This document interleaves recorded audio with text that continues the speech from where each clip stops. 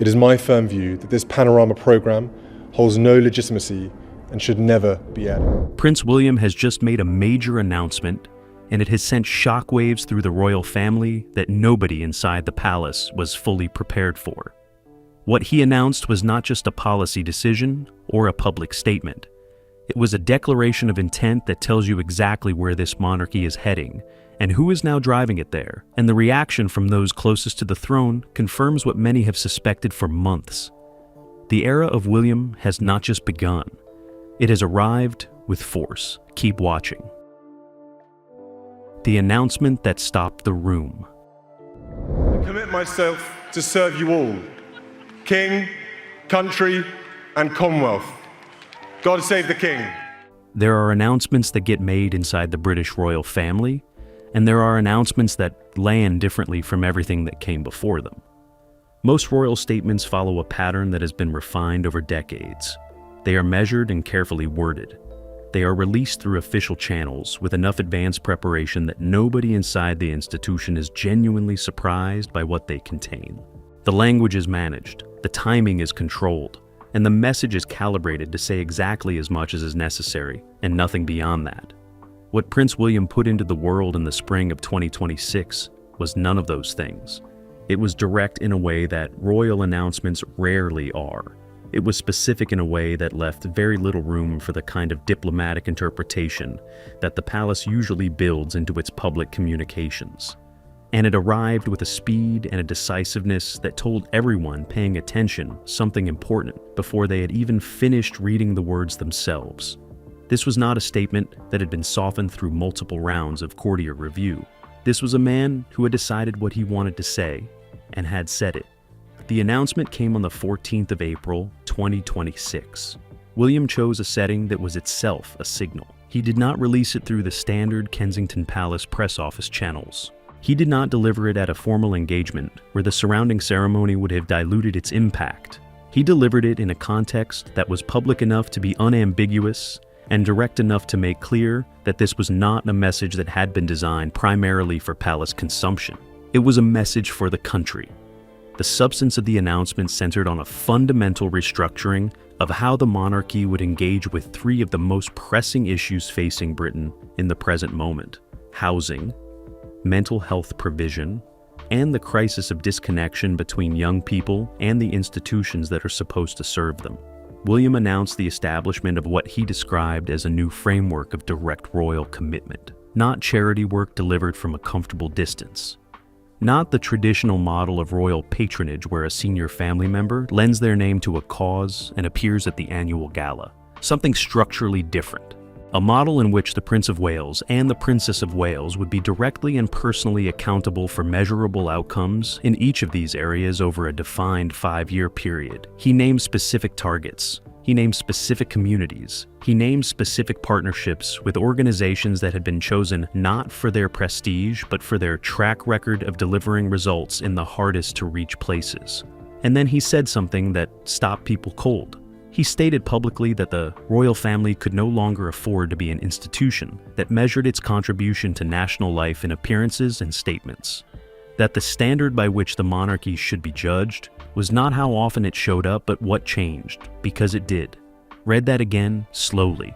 A future king standing up in public and telling the country that the institution he is about to lead has not been doing enough. That the model it is operated on is insufficient.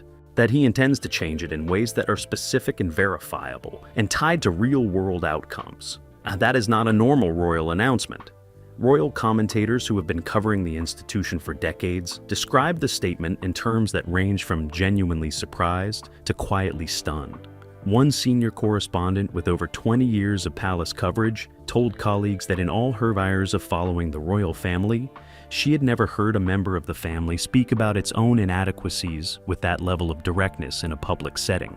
The directness was not accidental. People who know William well have described him for years as a man who has been building toward exactly this kind of moment. Someone who understood from a very early age what the monarchy was capable of and what it was falling short of. Someone who had watched his mother engage with the public in a way that went beyond ceremony and pageantry, and had absorbed from her something that the institution around her never fully knew how to accommodate. Diana, Princess of Wales, sat with AIDS patients when the world was afraid to touch them. She walked through active minefields in Angola in 1997 to draw attention to the human cost of landmines. She did not wait for the palace to sanction her instincts. She followed them, and the public loved her for it in a way that the institution never entirely understood and never entirely forgave. William is his mother's son in more ways than the family has always been comfortable acknowledging. But what made this announcement more than a personal statement from a man channeling his mother's instincts was the institutional architecture behind it. This was not Diana acting alone against the grain of the palace machine. This was the heir to the throne announcing a restructuring of royal engagement that had clearly been planned, resourced, and prepared for, with the kind of organizational rigor that goes far beyond one man's personal conviction. Someone had been building this for a long time. And the question that immediately started circulating inside palace walls and among the royal press corps was one that nobody had a comfortable answer to. Did King Charles know this was coming? And if he did, why did it feel to so many people inside the institution like something that had landed without warning? The answer to that question cuts to the heart of everything that has been shifting inside the British monarchy over the past year. And it starts with understanding what this announcement actually means for the institution itself. What this really means for the monarchy. To understand why William's announcement landed the way it did, you have to understand something about how the British monarchy has always managed change. It does not rush. It does not declare. It does not stand in front of the country and announce that the old way of doing things is no longer adequate. The institution has survived for nearly 1,000 years, not by moving boldly, but by moving carefully, by absorbing pressure gradually, by allowing change to happen slowly enough that it never feels like a rupture. That is the model. That has always been the model. And William just stepped outside it in a way that cannot be walked back. What he announced on the 14th of April, 2026, was not simply a new charitable initiative dressed in ambitious language. It was a philosophical statement about what the monarchy is for, about what it owes the people it serves, about the standard against which it should be willing to be judged. And philosophical statements of that kind, made publicly and with that level of specificity, change the terms of the conversation around an institution in ways that are permanent. Here is what that means practically. By committing to measurable outcomes in housing, mental health, and youth engagement, William has done something no senior royal has ever done in the modern era. He has made the monarchy accountable in a way that goes beyond public opinion. He has created a framework where the question is no longer simply whether people like the royal family or feel warmly toward it. The question is now whether the royal family is delivering against specific targets it set for itself in public. That is an entirely different standard, and it is a standard that will follow the institution regardless of what happens next. If the targets are met, William emerges as the most effective and credible royal leader in a generation. If they are not met, every journalist, every critic, every Republican voice that has spent decades arguing that the monarchy is a decorative institution with no real function will have a specific and documented failure to point to. William knows this. He is not a man who makes commitments without understanding their weight, which means the decision to make this announcement in this form at this moment was not impulsive. It was a considered and deliberate choice to raise the institutional stakes in a way that forces the monarchy to either deliver or be exposed. And the fact that he was willing to accept those stakes tells you something profound about how confident he is in what he has already built behind the scenes. Royal analyst and constitutional commentator Dr. Robert Lacey noted in a commentary published shortly after the announcement that what William had effectively done was rewrite the implicit contract between the monarchy and the British public. For generations, that contract had been largely symbolic. The royal family would represent the nation, embody its values, carry out ceremonial duties, and serve as a living continuity with history. In return, the public would extend goodwill, fund the institution through the sovereign grant, and treat the family with a degree of deference that reflected their unique constitutional position. William's announcement introduced a new clause into that contract: performance. That single addition changes everything about how the monarchy will be evaluated going forward, not just during William's future reign, right now, in the present, because the commitment has already been made and the clock has already started. But there is another dimension to this that goes beyond the public accountability framework. What William announced also carries a very specific message about the pace of transition inside the institution, because the scope and the ambition of what he described is not the work of a man who is waiting for his turn. It is the work of a man who is already operating as though his turn has effectively arrived. Think about the scale of what was announced. Specific targets, specific communities, specific partner organizations. A defined 5-year accountability window. This level of preparation does not happen in weeks. It does not happen in months. The groundwork for something this structured takes years to lay, which means William has been building toward this announcement for a significant period of time, quietly, methodically, while carrying out his public duties and while the official narrative around the monarchy was still organized primarily around his father's reign. He was preparing for his own reign at the same time. And that parallel preparation, now made visible through this announcement, is what has genuinely unsettled people inside the palace. Not because there is anything constitutionally improper about an heir preparing for kingship, but because the scale of what has been revealed suggests a level of independent institutional development that some senior figures around Charles had not fully appreciated was underway. One senior courtier, speaking to a royal correspondent on condition of anonymity in the days following the announcement, described the feeling inside certain quarters of the palace as one of being presented with a fait accompli. The decisions had been made, the architecture had been built, the announcement had been delivered, and the space for the kind of quiet internal consultation that the palace prefers to have before anything of this magnitude goes public had simply not been made available. That feeling matters, because it points directly to something that was already straining before this announcement arrived, and that this announcement has now pushed into much sharper focus. The relationship between William's operation and the institutional structures that still formally belong to his father's reign. The tension that relationship is generating inside the palace right now is more serious than anything being reported publicly, and the fallout from this announcement has made it visible in ways that are impossible to ignore. The fallout inside the palace. When a major announcement lands inside the royal family without the full prior knowledge of everyone it affects, the fallout does not announce itself. It does not arrive as a confrontation in a corridor or a heated exchange in a formal meeting room. It does not surface immediately in the press or through official statements from competing households. It moves the way pressure always moves inside this institution, quietly, through changed atmospheres, through conversations that stop when certain people enter a room, through the subtle but unmistakable recalibration of how people who work in the same building relate to one another in the hours and days following something significant.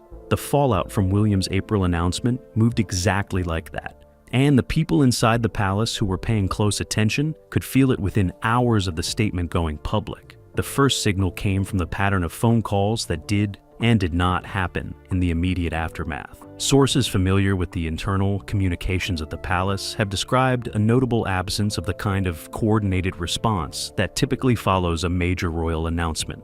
When the institution is operating smoothly and all the key players are aligned, a significant public statement from a senior royal is followed quickly by a unified supportive echo from the surrounding households. Aides make calls, statements of support are released. The machinery of royal communications moves in formation. That did not happen this time.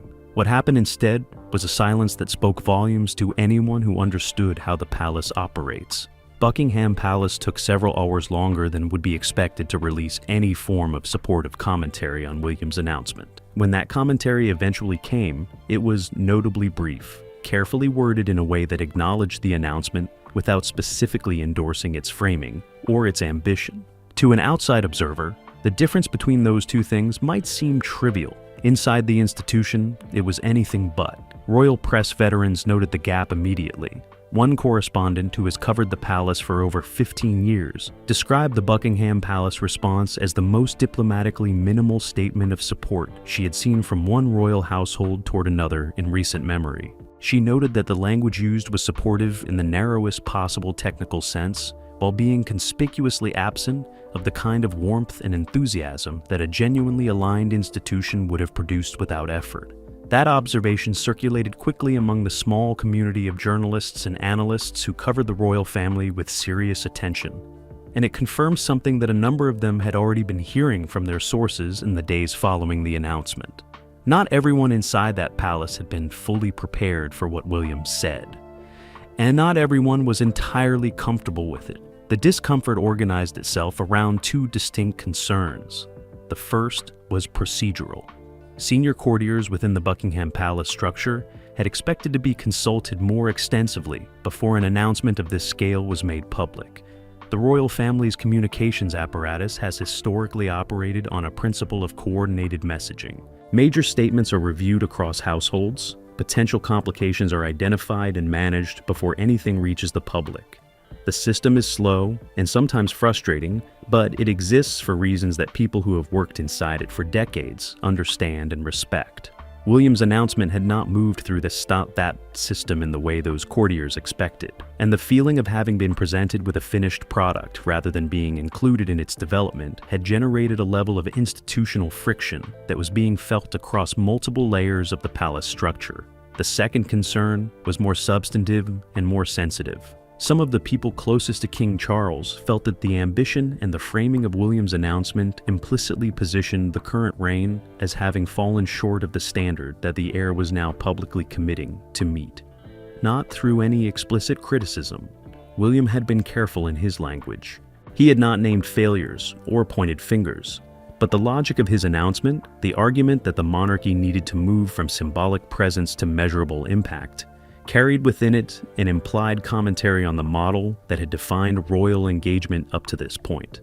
And the model that had defined royal engagement up to this point was the one that Charles had spent his entire reign operating within. Charles himself has not made any public statement about his son's announcement beyond a brief and carefully neutral acknowledgement through official palace channels. People close to the king describe him privately as genuinely proud of William's ambition, while also navigating a complex set of feelings about the speed and the manner in which that ambition is now being expressed. That complexity is understandable. Charles waited longer than any heir in British history to become king. He ascended to the throne at 73 years old in September of 2022. He has been dealing with serious health challenges almost from the beginning of his reign, and now, less than 4 years into that reign, his son and heir is making announcements that are being widely described as the opening chapter of a new royal era. The emotional weight of that situation for a man in Charles's position is not difficult to imagine, but emotions, however understandable, do not fully account for the fallout that William's announcement has generated, because the most consequential reaction inside the palace has not come from Charles. It has come from Camilla, and what her reaction has revealed about the state of the relationship between her household and William's is more significant than anything else that has emerged from this episode so far. Camilla's reaction and what it exposed. Camilla Parker Bowles has spent 20 years learning how to survive inside the British royal family. That is not a small achievement. The institution she married into in April of 2005 was one that had for decades treated her as the villain of its most painful modern story, the woman who had complicated the fairy tale, the woman whose name had become inseparable from the collapse of one of the most publicly mourned marriages in British history. She had entered the royal family carrying a weight of public hostility that would have broken most people, and she had done the work of rebuilding her image with a patience and a discipline that even her critics have been reluctant to fully acknowledge. She understood the institution. She understood its rhythms. She understood what it rewarded and what it punished, and she had positioned herself carefully within its structures in a way that made her, by the time Charles became king in 2022, a considerably more stable and accepted figure than almost anyone would have predicted in the years immediately following Diana's death. But something has been shifting around Camilla over the past 18 months, and William's announcement has accelerated that shift in ways that are now impossible to ignore. Sources close to the palace have described Camilla's reaction to the 14th of April announcement as one of controlled displeasure, not the open fury that a less disciplined person might have displayed. Not a visible confrontation or a public statement that could be used against her. Something colder and more considered than that.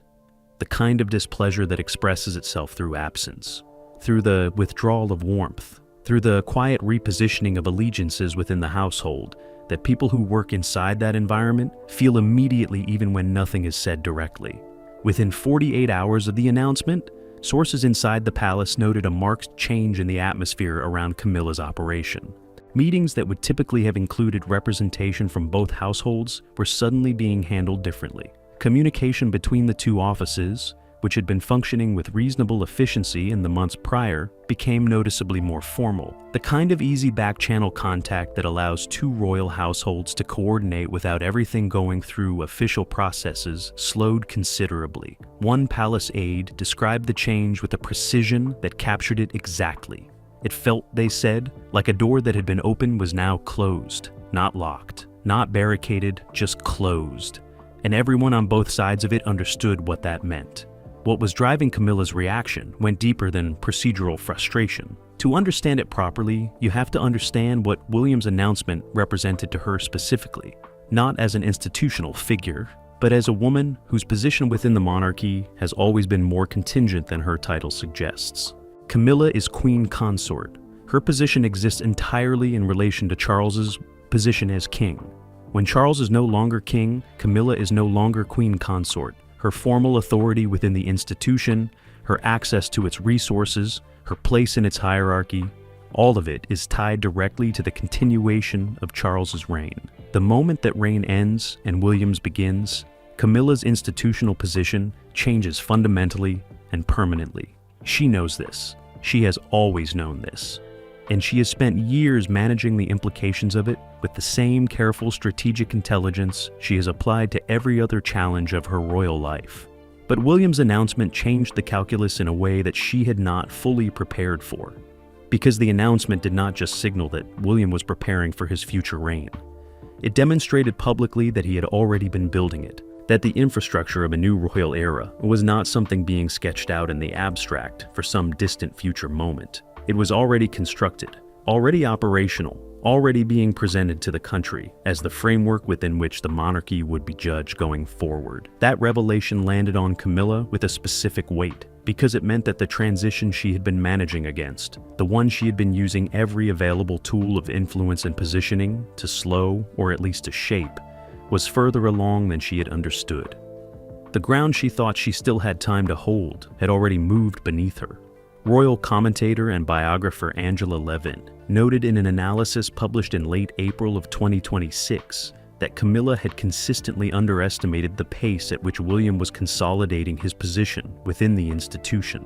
She observed that Camilla's strategy had been built on the assumption that the transition from Charles's reign to William's would be gradual enough to allow for significant ongoing influence from the current household. William's announcement had challenged that assumption directly and publicly in a single afternoon. That challenge has now exposed something that palace insiders have been aware of for some time, but that has not been fully visible from the outside until now. Camilla and William are not simply navigating the natural generational tension between a current reign and a future one. They are operating according to fundamentally different visions of what the monarchy should be and who should have the authority to shape it. William's vision is structural, accountable, and forward-facing. It is built on the premise that the institution must earn its place in national life through demonstrated impact rather than inherited deference. Camilla's vision, to the extent that her actions reveal it, is more traditional, more focused on the continuity of existing structures, more resistant to the kind of public accountability framework that William has now committed the institution to. Those two visions cannot be fully reconciled, and the tension between them is no longer something that can be managed quietly inside palace walls. He stated publicly that the royal family could no longer afford to be an institution that measured its contribution to national life in appearances and statements. It is out in the open now, and it is shaping every conversation about where this monarchy is actually heading. Understanding that tension requires understanding the man at the center of it, who William actually is, what has formed him, and why the announcement he made in April of 2026 was not a sudden burst of ambition, but the culmination of something that has been building inside him for a very long time. The man behind the decision.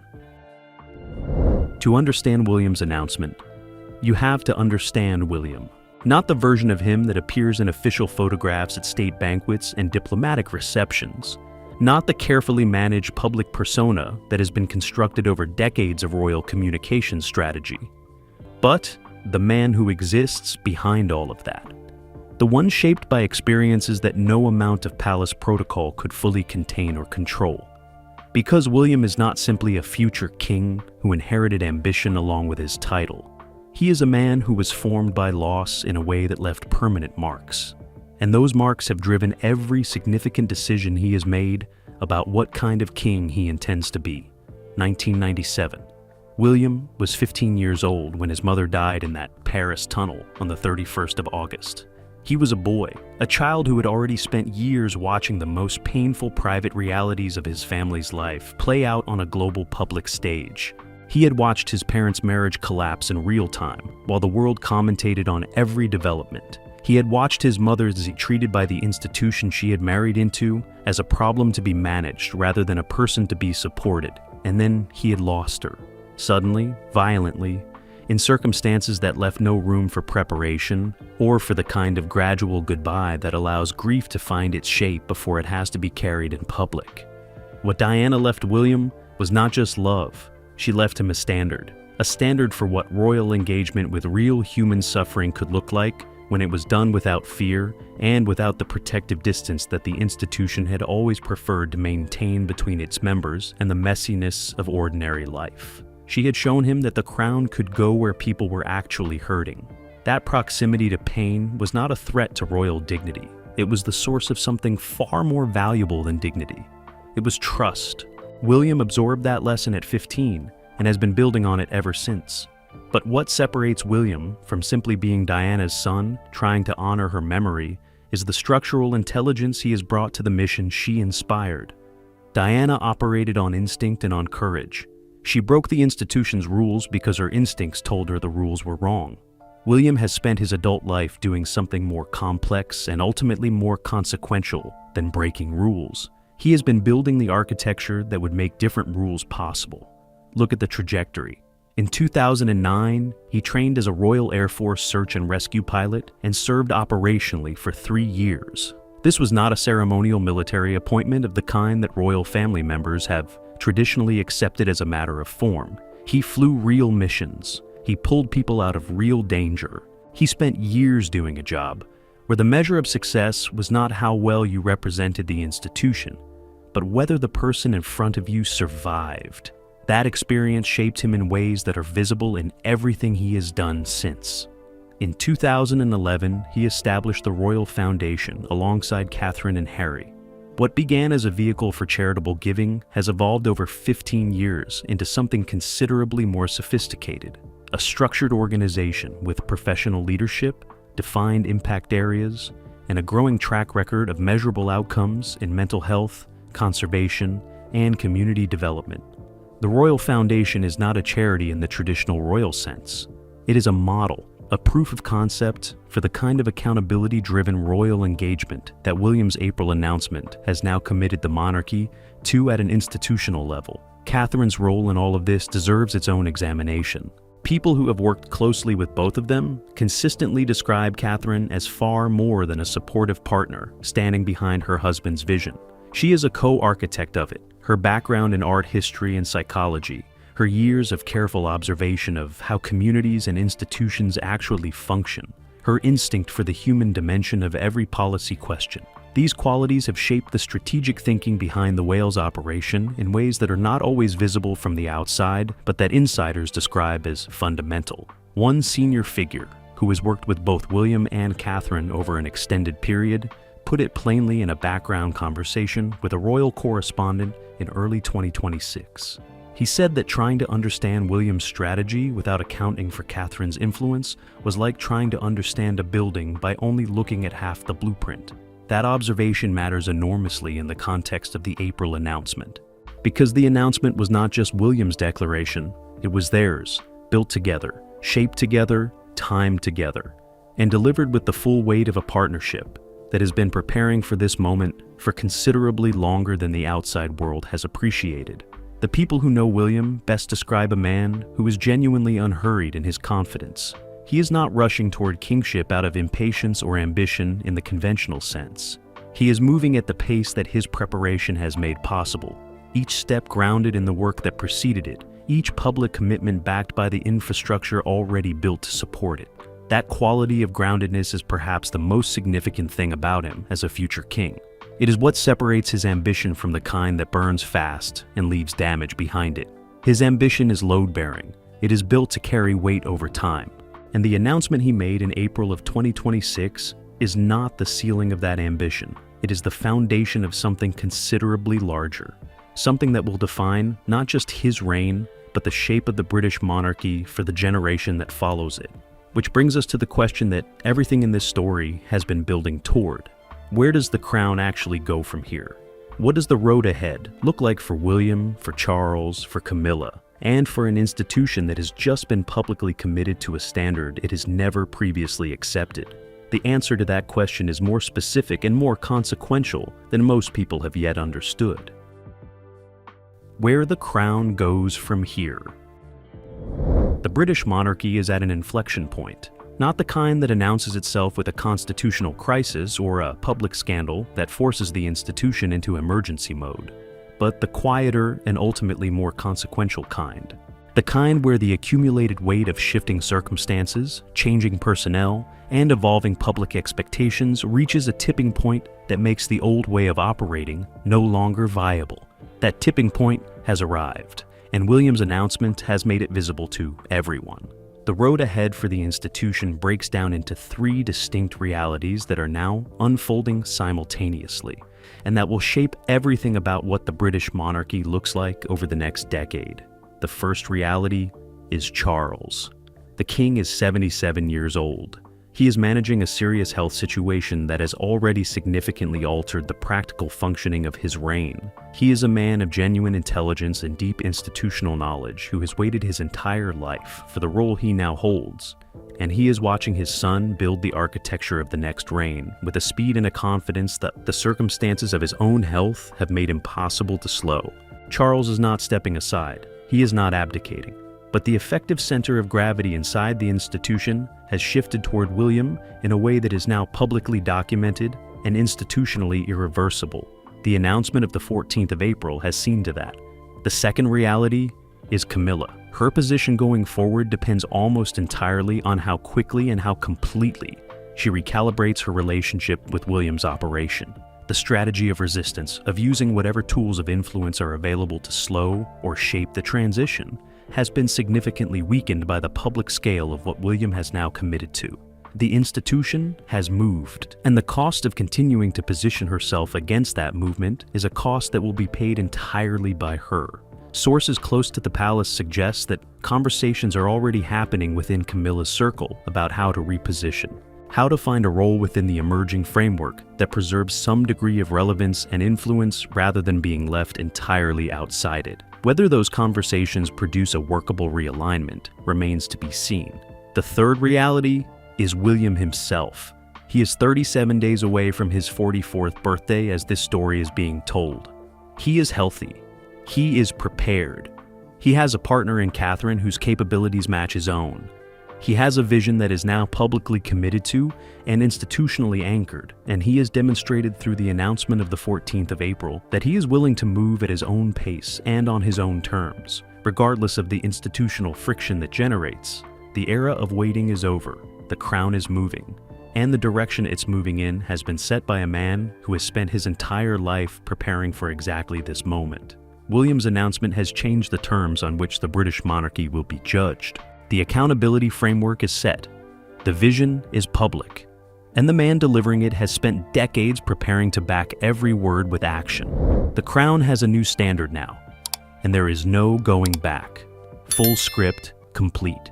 Say the word for the Word document